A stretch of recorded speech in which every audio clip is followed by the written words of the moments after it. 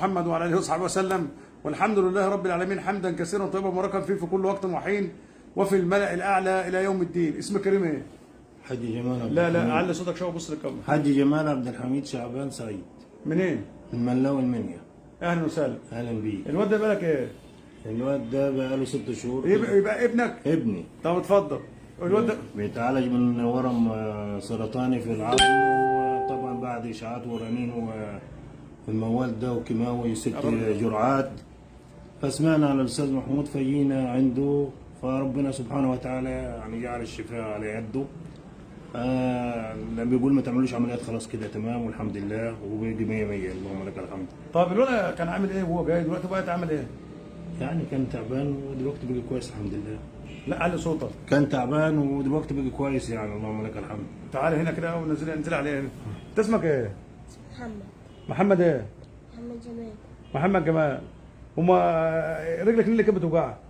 ليه؟ اضرب عليها قوي كده. في حاجه؟ لا. مش كنت جاي بتوجعك؟ مش كنت جاي بتوجعك؟ خلاص هتلعب دلوقتي كورة في- وكل حاجة. تعالى اجري، يلا اجري اجري على الكاميرا كده. اجري يلا اجري بسرعه. خد جلسات، خد 6 جلسات كمان، خد 6 جلسات كمان اهو. كمان اجري كده. في حاجه بتوجعك؟ طب امال عمال استأصلوه، هو استأصلوه ايه؟ استوصلوا له كان وقع اتكسر، فلما قال لك في ورم. قال في ورم داخل العظم. داخل مين؟ داخل العظم استأصلوه وبعتوه، قال لك دي ورم خبيث.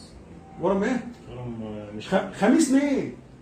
خبيث. خبيث، بحسبه خميس. معلش. بصوا يا جماعه، حولونا على معهد الاورام في المنيا. لا هو اشتكى من ان رجله مش بتوجعه. برضه، هو كان بيلعب يا سيدي وقع، وجع. قال لك ده عنده ورم. مظبوط.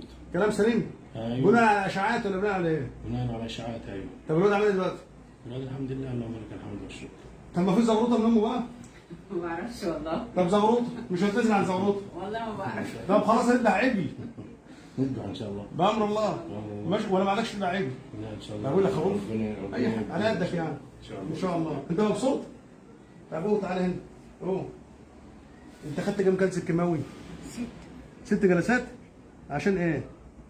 رجل. عشان رجلك؟ وخدت جلسة ايه؟ دلوقتي رجلك عامله ايه؟ كويس. دب في الارض كده، دب في الارض. في حاجه؟ لا. لا امال هات الرجل في الارض كده، جايبها؟ دب يد في الارض كده. في حاجه في رجلك؟ مش كانت بتوجعك؟ سيب دم خلاص، انا خلصت. اوعى ايدك، انا خلصت اهي. باين حاجه؟ باين حاجه؟ انا قلت لك ايه اول ما قلته لك؟ قلت لي سيبك من الكلام، سيبك من اي حاجه. اه عندنا كله كلام اي اخطاء، ما عندوش حاجه ان شاء الله ونشوف. الولد ما عندوش حاجه. اشعاعات ايه اللي انت عملتوها بقى وعرفت ان هو عنده سرطان في العظم ازاي؟ واشمعنى الحته دي بالذات؟ انا اعرف سرطان في العظم ده ما بيسيبش حته، بيخلي المفاصل كلها ولا مفاصل ولا عظام. ما علينا. انت هي ما بتعرفش تزرط انت بقى. فرحتنا الحمد لله ما تنزلش. لا والله. يعني انت فرحان؟